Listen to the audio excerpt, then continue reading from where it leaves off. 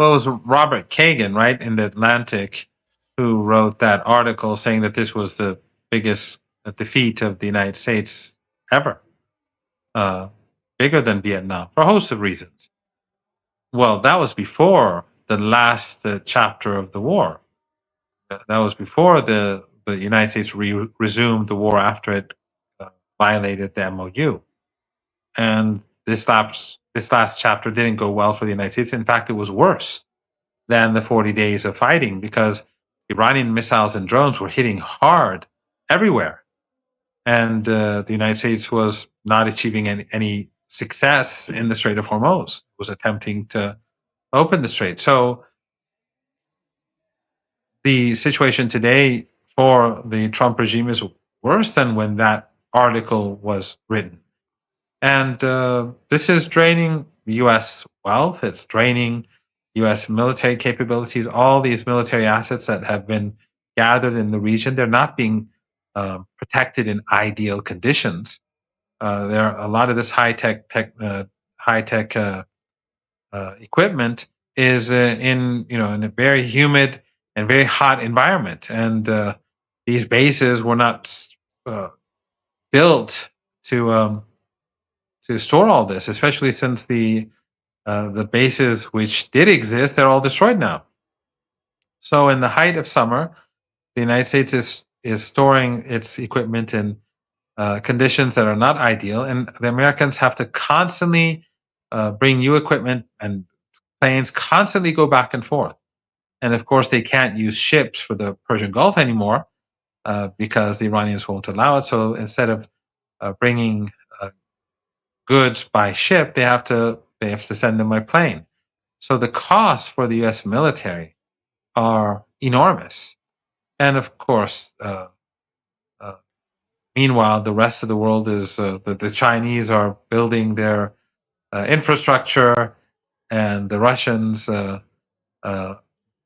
pressure on Russia has decreased because the United States is focusing less on Ukraine.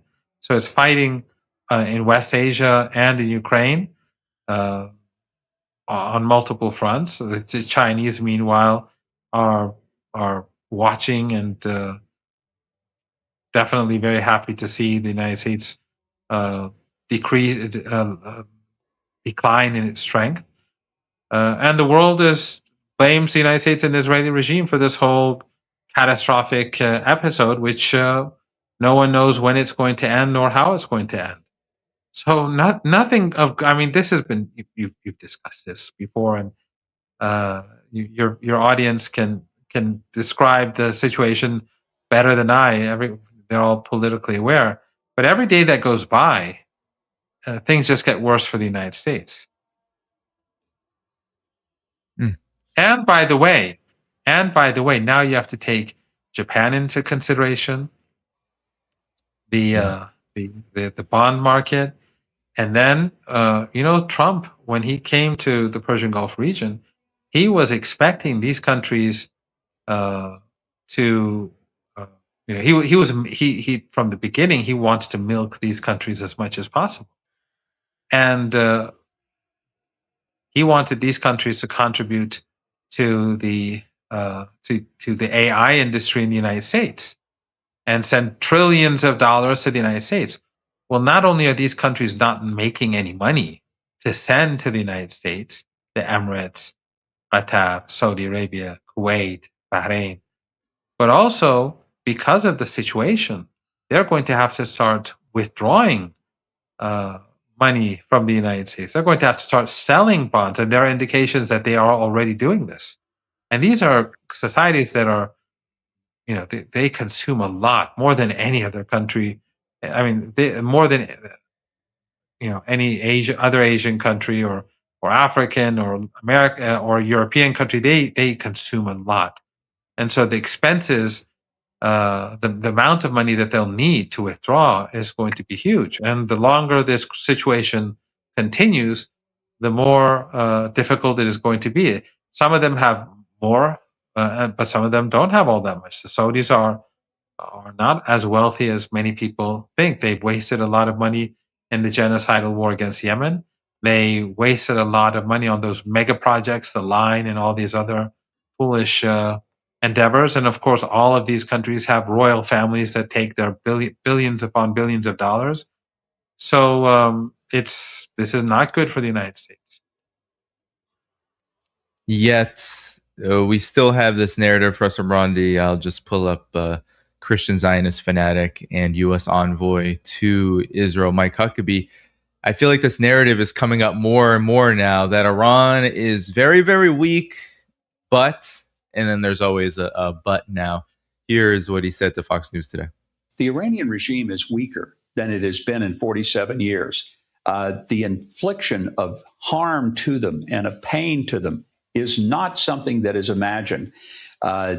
Their ability to produce a nuclear weapon has been greatly set back, but their missile capacity, unfortunately, has grown. And in 1 year, they went from being able to deliver a ballistic missile from 2,000 kilometers to over 4,100 kilometers. That puts their capacity to touch any city in most of Europe: London, Paris, Berlin, Rome. All of those cities are now in the just sights of Iran. So Iran is in a worse position than in the last 47 years, yet it has very, very powerful missiles. And you have now this is the latest report from Washington Post, that the Pentagon is pressing defense firms to build weapons faster as the Iran war of aggression depletes stocks, saying, and this is from Deputy Defense Secretary Steve Feinberg, telling weapons manufacturers that waiting years for the buildup of munitions and the completion of munitions production is just not going to cut it. So, Professor Marandi, what do you make of these contradictions? Well, he is genocidal, and he is the person who said that if the Israeli regime takes all of the region, that's fine. In other words, if the Israeli regime takes Jordan and parts of Egypt and Syria and Lebanon and parts of Saudi Arabia and parts of Iraq and parts of Turkey and creates the Greater Israel, that's fine. And of course, the methods would be the same as we see in Gaza, the methods used, and the United States would be fully supportive. So, we're dealing with, real evil, when it comes to the elites in Washington. But, we've been hearing this, that Iran is on the verge of collapse, it's weak. And at the same time, we also hear that Iran is becoming more dangerous. And which is, how can it be both at the same time? If Iran is falling apart, then how can it become more dangerous to the rest of the world? But this is something that we've been hearing for decades.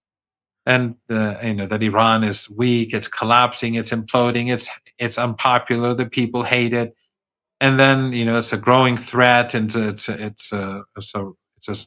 dangerous to the entire world. How can it be both at the same time? But this is the narrative that we've been hearing so often, and good. I wrote. I remember when I critiqued some of these memoirs, these fake memoirs on Iran that were written, and I wrote a couple of articles that were published. I addressed these issues, and again, in that book, Going to Tehran, which I advise reviewers to purchase and to read, it goes into detail about many of these myths about Iran. So this is nothing new, what he says. This is something that has been, especially on mainstream media, this has been said since I was a teenager. Yeah, and now there are a lot of narratives and debates about the actual status of the war and Iran, but nevertheless, there are two that come to mind. One says, well, if the United States can actually, if the United States is correct in saying Iran is so weak, well, why can't it complete the war? Why can't it end the war on terms that are favorable to it? And the other has a conclusion that the United States actually wants this kind of prolonged, endless war, which will hopefully lead to regional chaos. And if it can't defeat Iran via regime change, it can make the region just that much more complicated, rife with issues, and therefore weaken Iran that way via isolation. But what do you make of this kind of debate? Because I think some of it has to do with the denial of maybe Iran's more favorable position than it was before the war, despite sacrifices, which of course have to be acknowledged. But what do you make of this?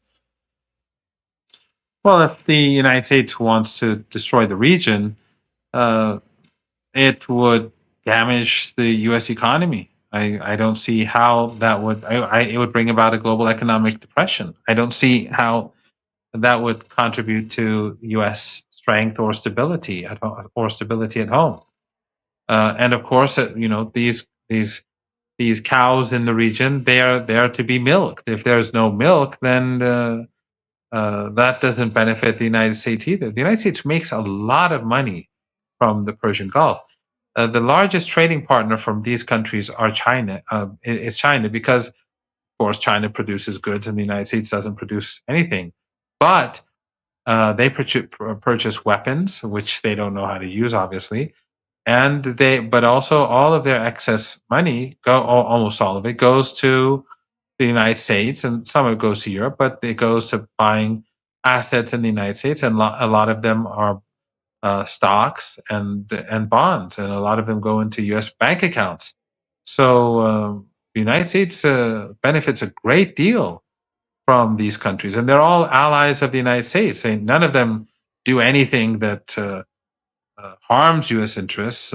It's the exact opposite. I mean, as I said earlier, the U.S. bases in the region are all paid for by these regimes, and the Americans, they use their jet fuel, expensive jet fuel, for free. It's amazing how much money they spend, and under these circumstances, where there is war, the expenditures are much higher. So these countries are contributing a great deal.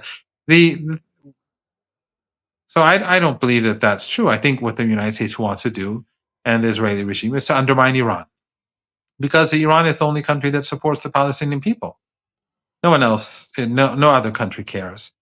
Turkey transports oil to the Israeli regime, even throughout the entire genocide. So Erdogan obviously is and all of these countries participated in that sham in Egypt, and they endorsed Trump's ceasefire in Gaza, the fake ceasefire, and they all praised Trump and whitewashed his crimes. And since then, 1,400 Palestinians have been slaughtered, and none of these countries, who are guarantors of sorts, none of them have protested. None of them have built a coalition of any sort to support the Palestinian people. So none of these countries are working in a way which harms U.S. interests. They've done their best to serve the United States. And Trump has spoken highly of many of these people. He said of Erdogan, for example, that he was always there for me. He's more loyal. He said that in Egypt. He said he's more loyal than the other NATO countries during the NATO conference in Turkey. And of course, he said the same about the leaders of Saudi Arabia and Qatar and the Emirates, and how fantastic they've been during the war, and how much they've helped the United States in its genocidal bombings of schools and hospitals and apartment blocks across Iran. So I don't see that as a valid argument. If these countries are destroyed, the U.S. economy becomes hit very hard, and I think, as I said, there will be an economic depression. Would that create stability in the United States, or would that create instability in the United States? So I don't buy that argument.